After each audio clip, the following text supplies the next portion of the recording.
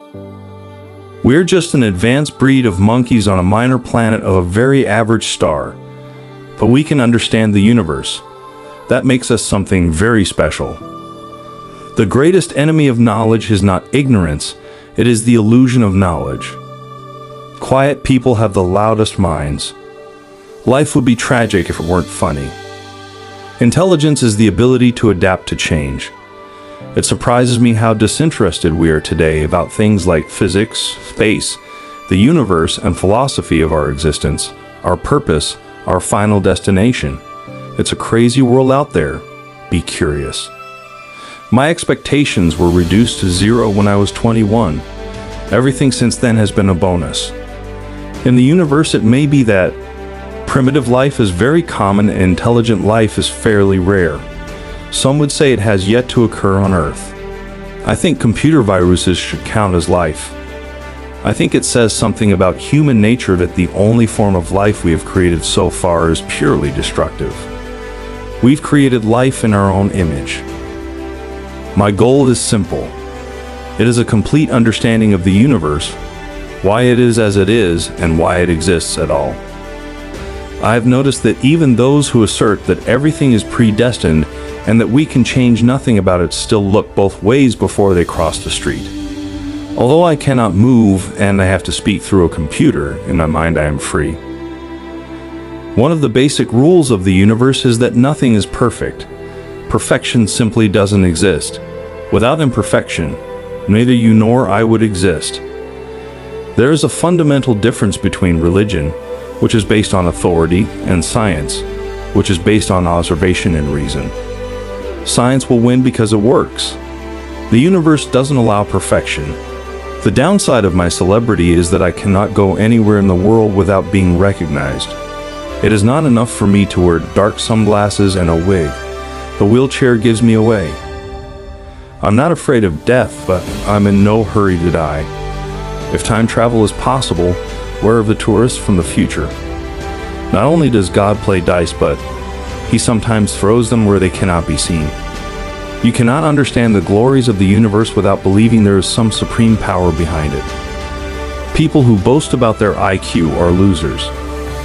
I don't think the human race will survive the next 1,000 years unless we spread into space. It matters if you just don't give up. The thing about smart people is that they seem like crazy people to dumb people. To confine our attention to terrestrial matters would be to limit the human spirit. I regard the afterlife to be a fairy story for people that are afraid of the dark. If aliens ever visit us, I think the outcome would be much as when Christopher Columbus first landed in America, which didn't turn out very well for the Native Americans. We only have to look at ourselves to see how intelligent life might develop into something we wouldn't want to meet. One is always a long way from solving a problem until one actually has the answer. The idea of 10 dimensions might sound exciting, but they would cause real problems if you forget where you parked your car. Nothing is better than reading and gaining more and more knowledge. Time and space are finite in extent, but they don't have any boundary or edge. They would be like the surface of the Earth, but with 2 more dimensions. I like physics, but I love cartoons. Government works best under the glare of public scrutiny. Absent such scrutiny, abuses occur. It is not clear that intelligence has any long-term survival value. The human capacity for guilt is such that people can always find ways to blame themselves. Thus, in a sense, we are all doomed, even if we stay away from black holes. The increase of disorder or entropy is what distinguishes the past from the future, giving a direction to time. We each exist for but a short time, and in that time explore but a small part of the whole universe. I regard the brain as a computer which will stop working when its components fail. There is no heaven or afterlife for broken down computers. That is a fairy story for people afraid of the dark. We are in danger of destroying ourselves by our greed and stupidity. We cannot remain looking inwards at ourselves on a small and increasingly polluted and overcrowded planet. If the government is covering up knowledge of aliens, they are doing a better job of it than they do at anything else. The universe does not behave according to our preconceived ideas. it continues to surprise us. The whole history of science has been the gradual realization that events do not happen in an arbitrary manner, but that they reflect a certain underlying order, which may or may not be divinely inspired. People won't have time for you if you are always angry or complaining. What you have told us is rubbish. The world is really a flat plate supported on the back of a giant tortoise. There could be whole antiworlds and anti-people made out of antiparticles.